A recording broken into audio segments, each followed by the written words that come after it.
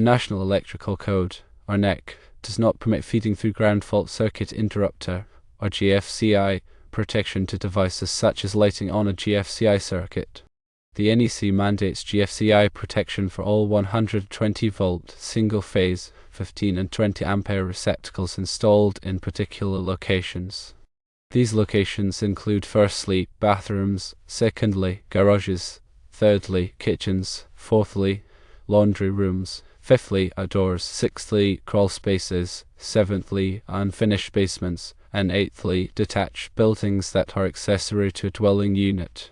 It's crucial to understand the specific requirements outlined in the NEC to ensure electrical safety and code compliance. Other devices, such as lighting fixtures, are not required to have GFCI protection. Therefore, it is not permissible to feed through to these devices on a GFCI circuit. The purpose of GFCI protection is to prevent electrical shock hazards to people. GFCIs work by monitoring the current flowing in the hot and neutral conductors of a circuit. If there is a difference in current between these two conductors, it indicates that current is leaking to ground, potentially through a person. The GFCI will then trip, interrupting the circuit and preventing electrical shock. Receptacles installed in the location specified by the NEC are considered to be at higher risk of electrical shock hazards. For example, bathrooms and kitchens are wet locations, which increases the risk of electrical shock. Garages and unfinished basements often have concrete floors, which can also increase the risk of electrical shock. By requiring GFCI protection for receptacles in these locations, the NEC helps to protect people from electrical shock hazards.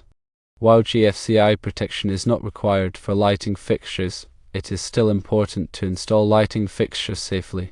This includes using proper wiring methods, grounding the fixtures, and ensuring that the fixtures are properly rated for the environment in which they are installed. It's also essential to consult the NEC and local electrical codes for specific requirements related to lighting installations. The NEC is updated every 3 years, so it's important to stay current on the latest requirements. You can purchase a copy of the NEC from the National Fire Protection Association, or NFPA. You can also find information about the NEC on the NFPA website. In addition to the NEC, many states and local jurisdictions have their own electrical codes. These codes may be more restrictive than the NEC. It's important to check with your local building department to determine the specific electrical codes that apply in your area. When working on electrical projects, it's always best to hire a qualified electrician. Electricians are trained to install and repair electrical systems safely and in accordance with the NEC and local electrical codes.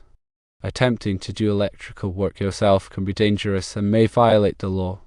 Always disconnect power before working on any electrical circuit.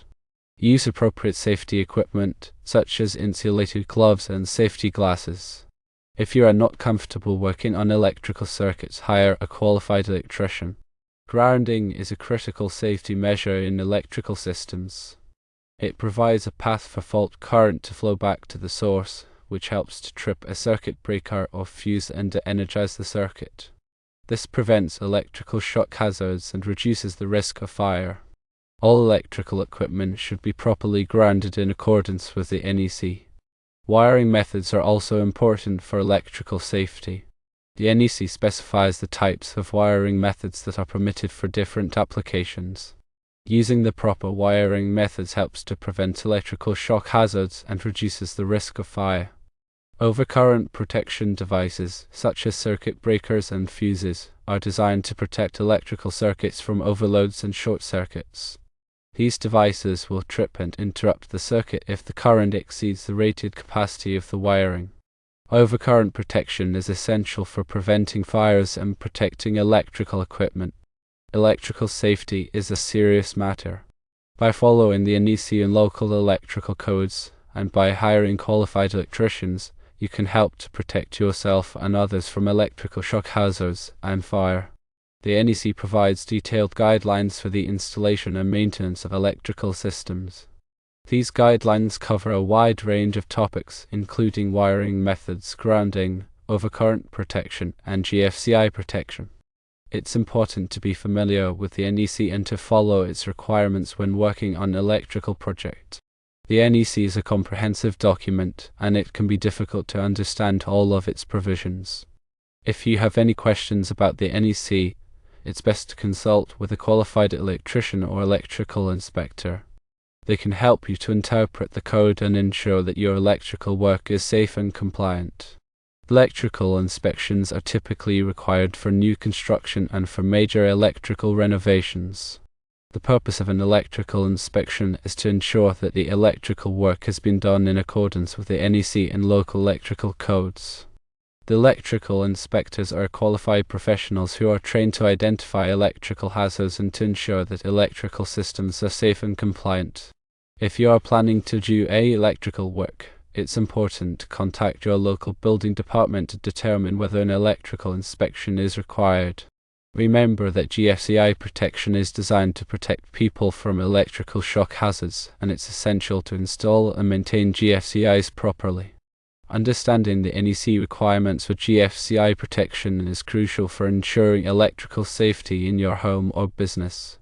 Remember also that working with electricity can be dangerous, and it's always best to hire a qualified electrician for any electrical work that you are not comfortable doing yourself. Electrical safety should always be a top priority. By following the NEC and local electrical codes, and by hiring qualified electricians, you can help to protect yourself and others from electrical hazards. The information provided here is for general guidance only, and it should not be considered a substitute for professional advice. Always consult with a qualified electrician or electrical inspector before doing any electrical work.